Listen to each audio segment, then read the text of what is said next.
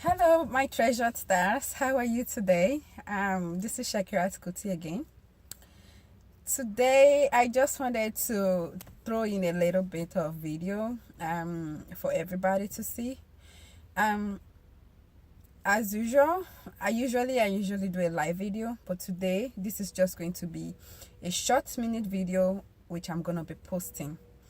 And I might be doing a lot of these videos in order for me to foster communication between us, as well as see what your views are on things that I believe. Um, First and foremost, I want to say thank you all for being a part of Treasure Stars Empowered. Thank you so much. Let's get started. As part of my aim on Treasure Stars, is anti-bias. So whether you are a Christian, whether you're a Muslim, whatever religion or whatever culture you are definitely free to join in, and you are free to comment on how your cultural values are different, or whatever values that you prefer is different. And I wanted to share with you about one of the things that I've been learning on. Actually, I'm in a cohort class. It's called the anti-bias. I'm learning more about the anti-bias education, which you all know that anti-bias is part of the core values of Treasure Stars. I am anti-bias, and I try as much as possible to gain more knowledge, and I'm sharing with you guys. Anti-biasing as I'm learning anti-bias in the aspect of early childhood, education, and these have supported me in supporting all of the diverse children that I have in my classroom as well as my community. So I'm gonna talk a little bit about anti-bias education. So anti-bias education in early childhood is to create an emphasis on fostering identity.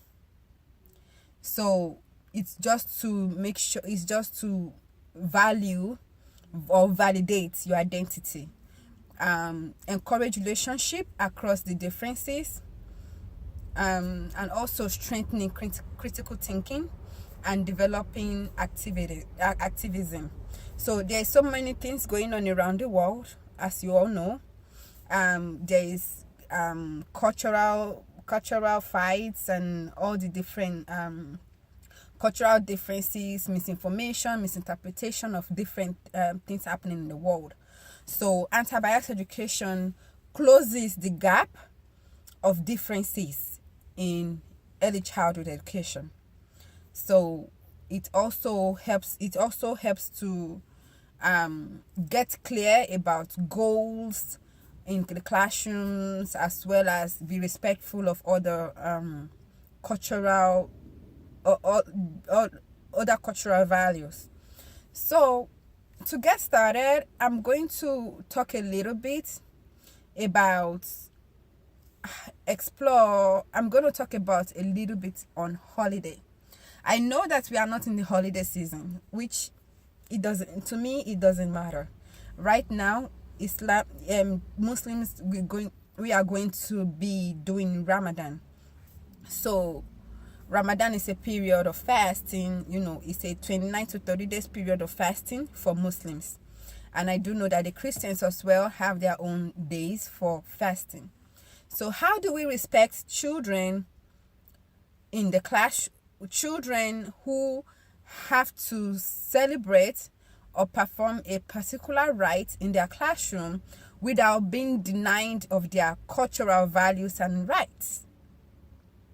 So we are diversified in a way, but there's also a way in which we are different or alike. So holidays, I believe, ought to be more about learning than about celebration. A lot of children are okay. I'm going to reverse back and talk about holidays. Okay, so in each culture have their different holidays.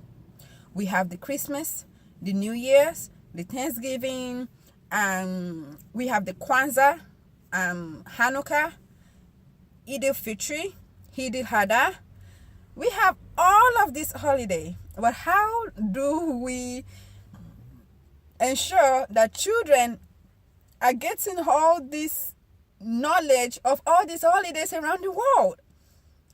By not trying to, and not try to make one holiday more better than the other, you know. So holiday ought to be more about learning than about celebrating in your classroom. So even as a family, I believe that it is important that you let your children know what you are celebrating and how you are celebrating it and why you are celebrating it.